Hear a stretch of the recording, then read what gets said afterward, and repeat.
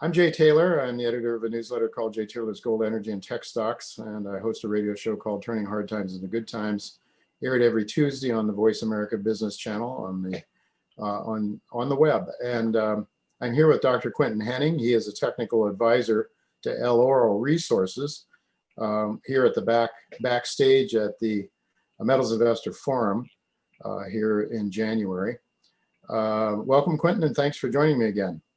Thank you, Jay. Now, your services are widely sought after, and because you've had a lot of success as an exploration geologist working for Newmont Mining and other major companies in the past. And so you can be pretty picky and choosy in terms of which projects you get involved with. You've decided to get involved with Eloro Resources, their Iska Iska project in Bolivia. I might want to ask you, first of all, Bolivia, I believe, at one time was one of those places where you might not want to put your money as an investor, as a foreign investor. But now there seems to be some companies, notable companies that are putting their toes in the water there again. So I think maybe, I don't know if you want to comment on that, but then in any event, what did you see at Iska Iska that got you excited, and why did you decide to get involved with this story? Sure. Yeah, let's talk about politics first, because that's actually the first thing I did when this story came to my attention. It came to my attention by a Noble shareholder, actually, who's been a long-term large shareholder in Noble. Mm-hmm. And he invests in other things, but he came to me and he said, "What do you think of Bolivia?" And I said, So I talked to some friends of mine who operate in Bolivia to get an impression. There's been a lot of political changes. In fact, they have a new government now, and the current president is pro-mining. They've actually gone out of their way to put some very positive press out, talking about seeking, foreign investment in Bolivia, specifically for mining.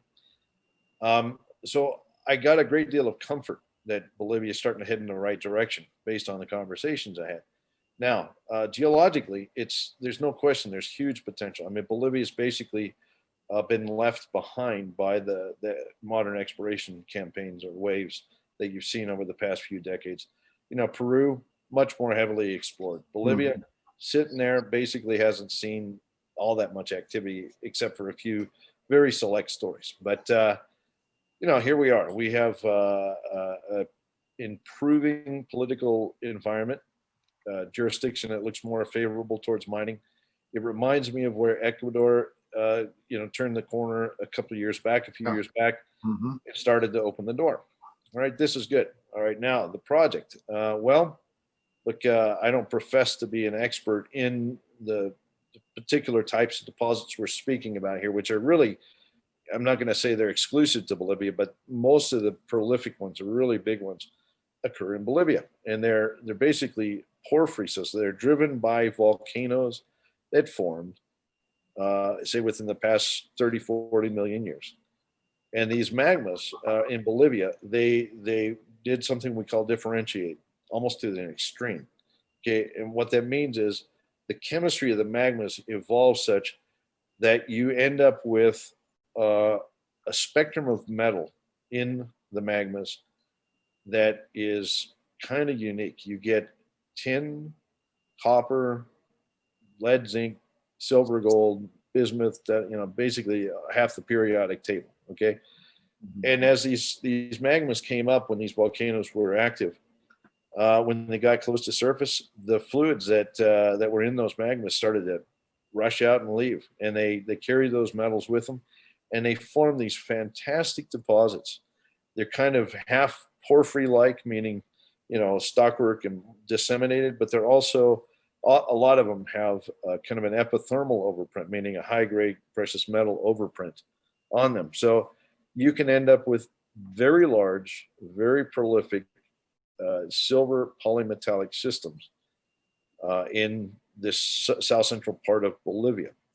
Okay, now the best example, Potosi, is only 180 kilometers due north of us from Iska Iska, and it is the single largest silver deposit on Earth. Like we're going way back, Inca, way back in time, and the Spanish produced something like 2 billion ounces, a little over 2 billion ounces of silver. It's also produced lots of tin and lead, zinc, and other metals. Okay. All right. So when this property came my way, I thought, well, let's see if this thing has that kind of potential. Now, Osvaldo Arce, who is the geologist we have, who's really the brains behind picking up the project, is the smartest guy in Bolivia when it comes to these systems. He literally wrote the book on these types of deposits. And I had a word with him. I had a word with Bill Pearson, who's our Canadian geologist who helps the company. And based on the discussions and going through the photographs, like, COVID, you can't go down there. So I had to do everything online.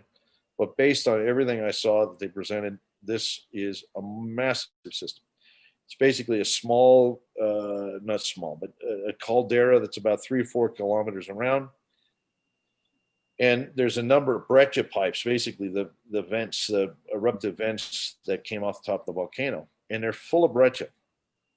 But that breccia in those pipes, so there's multiple pipes, think of, a whole cluster of these things together. These pipes allowed fluids to come up. Those fluids that I was talking about coming off those magnets, boom, they came up those pipes and they dumped out sulfides and metals in the matrix of those pipes. Okay, so fast forward.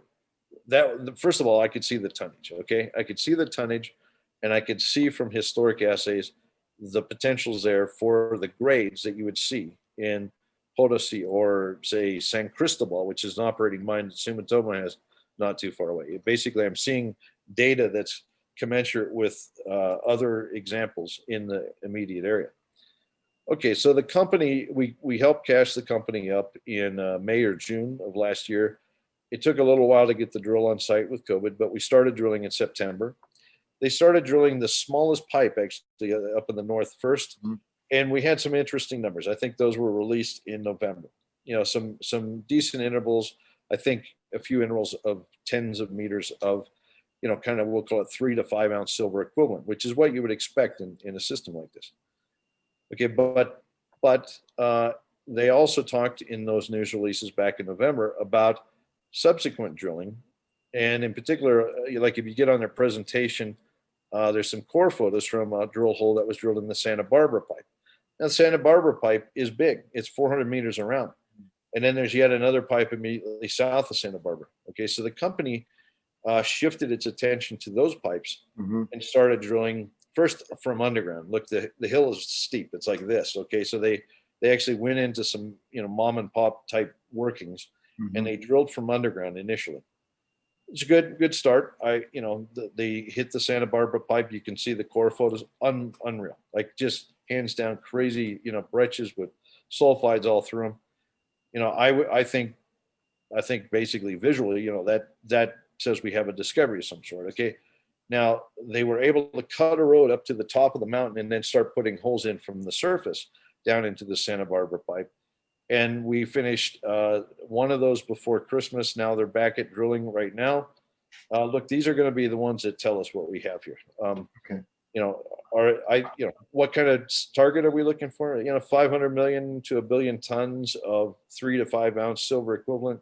Is it possible here? Absolutely. Absolutely. So it would be a surface deposit, or would Correct. It would be a gigantic open pit. Oh, correct. Yeah. Interesting. Well, very interesting. And how soon might, again, it's the question always, how long are we going to have to wait for these assays? The assay stream coming out of Bolivia is actually going through ALS's labs in South America, and they're not quite as backed up as the Vancouver lab. The Vancouver lab is really where the key problems are. But look, I would say within 2 weeks, Wow. say by month end, perhaps, we'll be able to talk about some of the first drilling. Look, to put it in context, we're going to release batches of holes as they come back. And I think this next batch probably should have at least 1 or 2 holes in that Santa Barbara pipe, and those are the ones to watch for. Look, they were drilled from underground, so they're not all that long. Okay, yeah. But I would say watch for the results from those holes. Those are the ones that are going to give us the first taste of what grades we might see in that pipe, and that thing is big. Okay, so yeah. So if we start to see the grades we need, that the structure, what you're shooting at, is really large, and so that should Yes. start to get people excited. Just a- Wow, we don't have to wait too long, man. Maybe a couple of weeks, 2, 3 weeks or so, perhaps. So Yep. I guess I normally have to finish these discussions by asking what kind of share price drivers should investors be looking for, and I think it's obvious there. It's those assays that will be coming back shortly, and the company's well financed, Quinton. Yes, they are. Well, look, they just finished a $6.8 million raise, something like Okay. that. And look, like I said, the first holes out of Santa Barbara are going to give us a test of what we might expect. But it's those holes from surface, the big ones. The big ones. Those are the ones, those will take a few more weeks. Okay. Those might be back in, I don't know, late February, early March, something like that. Yeah. But those are the ones that, are going to just, tell the market, hey, these guys are onto something. All right. Not. Yeah. Well, exciting. Thank you so much, Quinton, for bringing this to our attention and telling the story to a larger audience. Certainly one that I'm looking forward to.